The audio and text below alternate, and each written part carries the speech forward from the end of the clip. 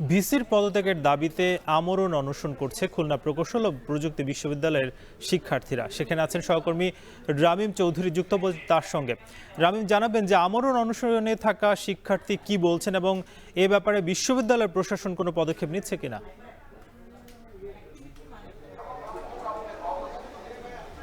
সাকিব, আমরা দেখেছি যে কিছুক্ষণ আগে কিন্তু আমরণ অনশনের যে কর্মসূচিতে যাওয়ার কথা ছিল শিক্ষার্থীদের, তারা কিন্তু এর মধ্যে বসে গেছে সেই কর্মসূচিতে। এখানে স্টুডেন্ট ওয়েলফেয়ার সেন্টার যেটি রয়েছে তার ঠিক সামনেই কিন্তু এখন এখানে এখানে যারা শিক্ষার্থীরা রয়েছেন তারা কিন্তু এখানে আমরণ অনশনে বসেছেন।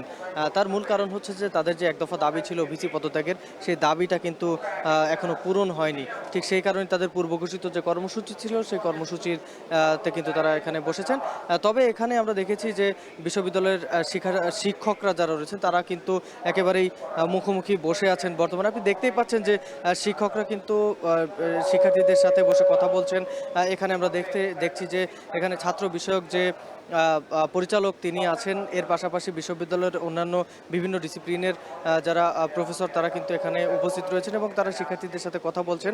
তবে শিক্ষার্থীরা যেটি বলছেন যে গত কয়েকদিন আগে যে 18 ফেব্রুয়ারি যে হামলার ঘটনা ঘটেছিল তারপর থেকে কিন্তু অনাকাঙ্ক্ষিত তাদের সাথে অনেকগুলো ঘটনা ঘটেছে এবং তার ফলে কিন্তু তারা অনেকটাই শঙ্কিত।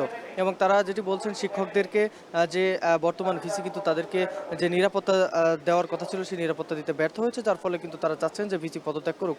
তবে এখানে যারা শিক্ষক রয়েছেন তারা কিন্তু তাদের বিভিন্নভাবে বোঝানোর চেষ্টা করছেন এবং তারা তাদের যে কর্মসূচি রয়েছে সেই কর্মসূচি থেকে তাদেরকে সরে দাঁড়ানোর জন্য কিন্তু আহ্বান জানাচ্ছেন এখানকার যারা শিক্ষক রয়েছেন তারা। মোটামুটি বলে চলে যে বিশ্ববিদ্যালয়ের শিক্ষক এবং শিক্ষার্থীদের মধ্যে একটি কথোপকথন এখনো পর্যন্ত চলছে। তো সাকিব, এই ছিল আমার কাছে কুয়েট ক্যাম্পাস থেকে সবশেষ খবর। কুয়েটে ভিসির পদত্যাগ দাবি করছেন শিক্ষার্থীরা, সে খবর জানাচ্ছিলেন রামিম চৌধুরী।